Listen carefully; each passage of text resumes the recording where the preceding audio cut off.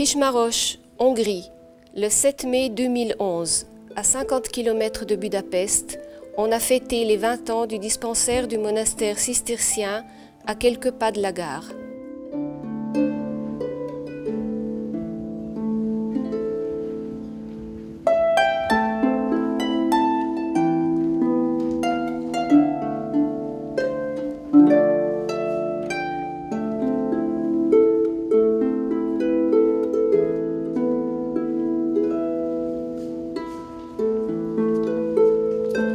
Le docteur Gabor Feyerdi, oblat de la communauté cistercienne, dirige l'équipe de thérapeutes composée par des laïcs et par sœur Marti, physiothérapeute. Ce que je pense que ce qui me touche le plus fort, que ce que nous essayons de donner, ce n'est pas des grandes choses. Ce sont des très petites choses par rapport dans les rapports humains. Ce que normalement les gens devrait vivre dans toutes les relations qu'on vit dans le monde. Un tout simple regard vers vraiment l'autre. Quand on dit que, quand j'appelle quelqu'un, je dis que t'assois, ou bien il faut que, comment dire, vous vous asseyez. Et c'est une chose simple, mais par les gestes, on peut donner vraiment beaucoup plus, parce que je crois que dans le monde actuel, puisque les gens sont très renversés sur soi-même, alors les petits gestes, ça manque. Et par les petits gestes, je crois qu'on peut vraiment ouvrir une relation. Dans cette chambre, pour le repos. S'il y a quelqu'un qui a plusieurs traitements, entre les deux peut reposer, calmer, qui vient très loin, avant de partir peut reposer. Je peux dire qu'on ne donne pas des choses extraordinaires. On vit simplement, humainement, normalement. Et c'est déjà un cadeau pour les gens qui viennent. Et par ces petits signes qu'ils comprennent que dans cette relation, on vit sans intérêt. On voudrait aider, on voudrait accueillir quelqu'un, mais on n'a pas un intérêt derrière de nos pensées, derrière de nos gestes. On donne simplement ce que nous sommes. Avec nos fautes aussi, on donne tout ça. Mais puisque c'est sincère, finalement, les gens voient que c'est sincère et c'est ce qui ouvre les relations, je crois.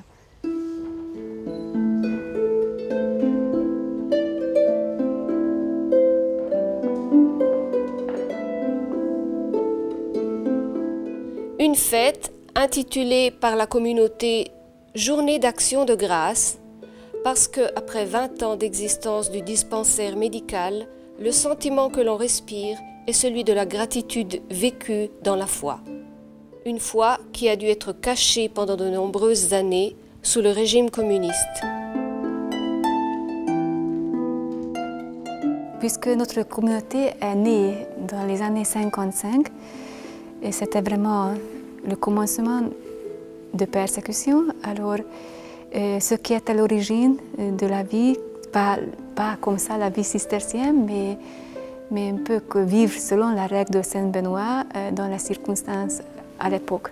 C'est pourquoi on a vécu très profondément les règles, mais nous n'avons pas connu tellement bien nos origines cisterciennes, les pères cisterciens.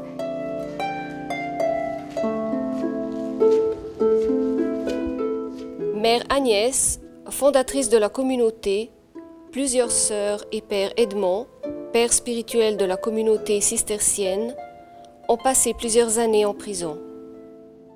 La communauté a dû vivre séparée en villes diverses, en se cachant comme les premières communautés chrétiennes. Nous avons souffert beaucoup, mais nous avons pu regarder derrière nous dans l'histoire de l'Église, et regarder vraiment les périodes de martyrs.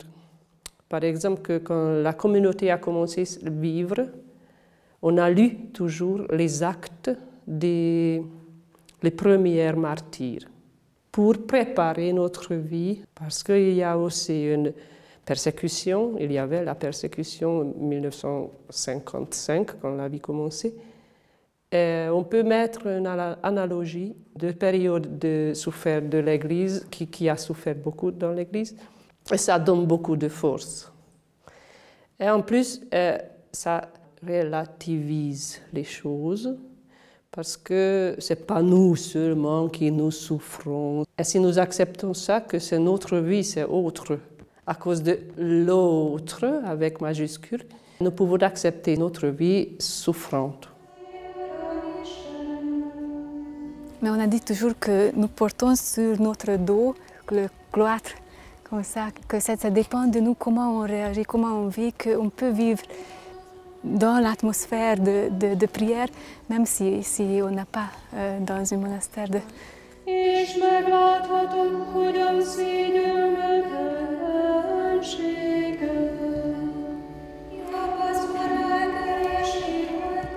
Après la deuxième arrestation de Mère Agnès, à la recherche d'un lieu caché pour vivre en communauté, hors Budapest, ville trop dangereuse, ils arrivèrent au début des années 70 à Kismaros et ils construisirent une sorte de cabane de bois dans la forêt.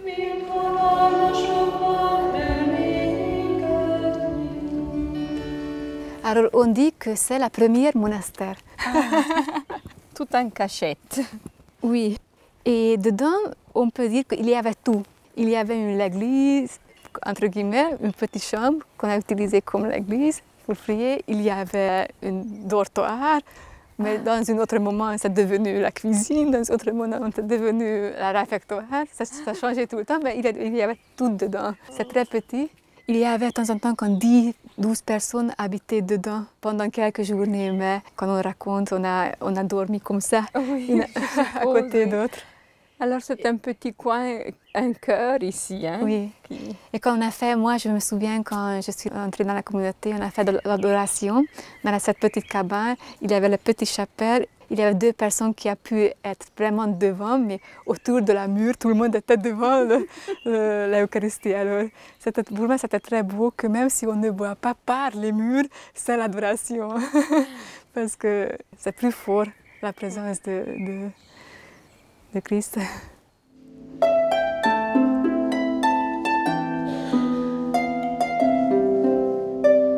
Cela signifiait pour nous que d'être ensemble, il y a une protection. Parce que nous sommes beaucoup plus fortes si nous sommes ensemble. Et ce n'est pas seulement un lieu qui nous rassemble, mais ça donne une force très spirituelle et très intellectuelle aussi, parce qu'on ne peut pas vivre sans sens de la vie. Et ça fortifie notre espérance aussi et notre force aussi. Et quand nous voyons maintenant les cabanes, ça revient toujours, ça fortifie la fidélité des passés et qui donne aussi la force d'être fidèle aujourd'hui ou bien d'être fidèle dans l'avenir. Le travail, c'est très important. Ce n'est pas simplement pour de quoi vivre, c'est aussi important, mais que le travail, ce soit vraiment dans la direction de la but de notre vie. Oui. Par exemple, il y a des abeilles avec lesquelles on travaille, parce que c'est vraiment un travail contemplatif. Mais on doit faire toujours attention de garder l'équilibre, parce que le travail, la liturgie, la vie commune doit être toujours en équilibre. Oui, bien sûr. Mon papa était apiculteur. Oui, c'est bien. C'est Sœur Christy et Sœur Kishbori qui fait. Je crois que le travail, pour nous, c'est toujours un appel concret, par lequel manifeste toutes les dimensions de notre être. C'est pourquoi le lieu de travail, c'est une rencontre très profonde avec Dieu qui est notre Créateur et aussi avec nos prochains qui sont nos frères et sœurs et aussi avec nous-mêmes parce que en faisant des choses qu'on voit ses limites, on voit toujours l'appel d'accepter le Seigneur comme Sauveur. Et dans la règle, on dit que dans les monastères, les autres ne peuvent jamais manquer. Alors, oui, parce que c'est important que les gens puissent recevoir, que nous pouvons vivre aussi la fraternité vers les personnes, vers les gens autour de nous.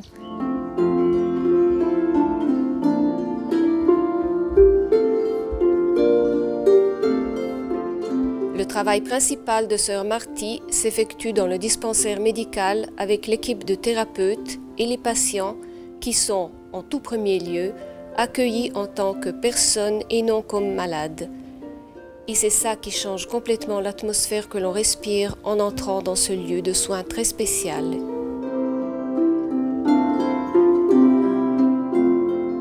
Je travaille avec les personnes, vraiment. Je crois que je reçois beaucoup de la paix, beaucoup de profondeur.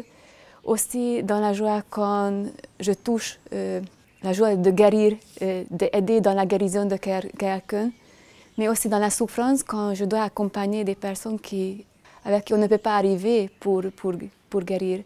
Ce sont vraiment des moments très profonds de vivre ensemble cette situation avec cette personne et avec Dieu. Parce qu'on sent qu'on est à côté de quelqu'un et qu'on doit vivre des crises avec les autres personnes et que nous sommes simplement des médiatres. Augmenter de circulation, on dit que surtout la circulation, ce qui plus vite, à cause de ça, améliore le problème. Ma meg is mondhatom pár szót. Jó. Magyarul mondjuk. Lassan, de azért, mint Angol is mondhatja. Olaszul is nekik. Nous avons recueilli des épisodes qui nous ont émus pour l'énergie humaine extraordinaire et par la profondeur de l'expérience religieuse, comme le récit de la femme qui disait à un ami « Va au dispensaire de Kishmarosh, même si tu n'es pas malade. Quand tu sortiras de la salle d'attente, tu te sentiras mieux. » Je trouve que c'est le fil très fin, c'est l'amour. Parce que, au fond d'être humain, nous avons un besoin d'être aimé ou bien aimé. C'est le fil très fin, je trouve, qui tient notre vie personnelle et notre vie communautaire aussi. Et quand nous sommes venus ici à Kishmarosh, vraiment les habitants ont vu que nous existons parce qu'il fallait faire les achats en bas. Quelquefois, on a dit au lieu de bonjour que Laudetur Jesus Christus. Petit à petit, on réalisait que nous sommes sœurs. Et nous étions très, très reconnaissants pour les habitants qui ont gardé le silence par rapport à l'État, ont accepté le risque par rapport à nous.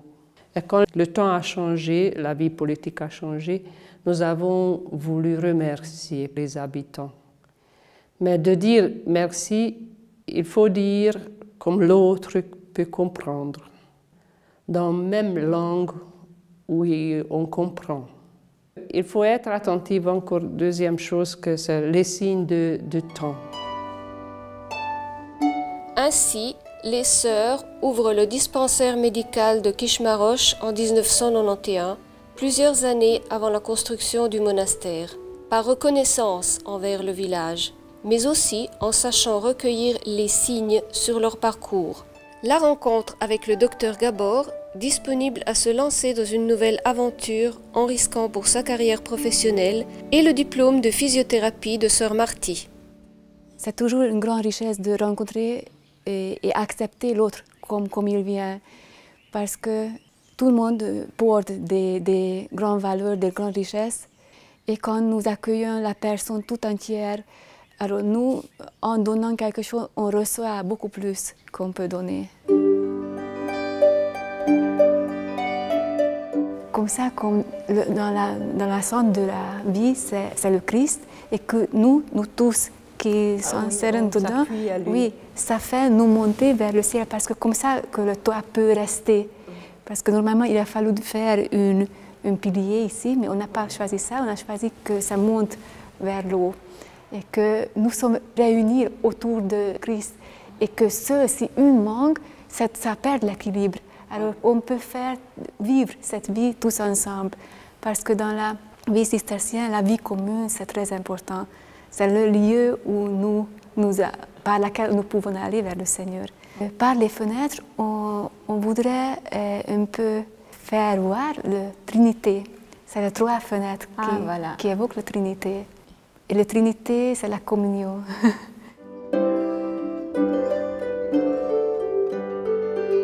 C'est un lieu de lectio divina, d'un côté. Ça veut dire que c'est un lieu de prière personnelle. Mais l'autre côté aussi que pour vivre équilibrement une vie, il faut élaborer aussi l'esprit. Et aussi, il y a le toit aussi là. Mais c'est différent que de l'église, mais quand même, aussi c'est un lieu de prière, aussi montre que l'esprit et l'intellectuel doivent toujours être ensemble dans une unité. Parce que vraiment dans la vie monastique, ce qui est très très important de vivre l'unité de nous-mêmes, de retrouver le fondement de nous-mêmes. D'être humain, ça veut dire qu'il y a une volonté libre. Ce n'est pas les circonstances qui poussent la liberté, mais vraiment le Seigneur qui est libre, totalement libre. La vraie liberté, c'est le Dieu.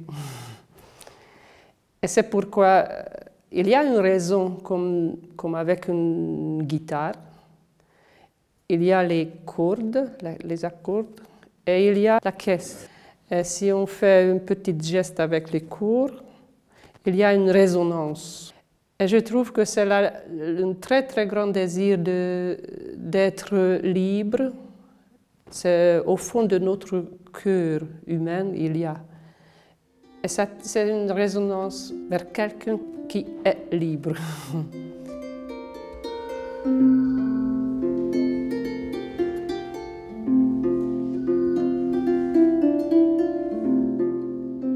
Les choses, les objets, les possibilités ne donnent pas finalement la vraie liberté parce que très vite on se rend compte que j'ai rempli mon désir et après il y a encore une.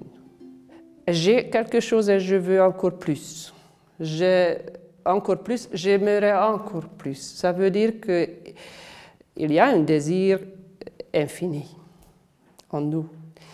Je trouve que qui résonne dans cette vie infinie, parce que le Dieu qui vit infiniment, infini c'est infini, il n'y a pas de début, il n'y a pas de commencement, il n'y a pas de temps. Et s'il y a une résonance humaine, on peut trouver cette forme de vie, je trouve. Ce n'est pas les circonstances qui dirigent notre vie, c'est un appel, c'est un désir au fond de notre cœur que j'aimerais vivre librement.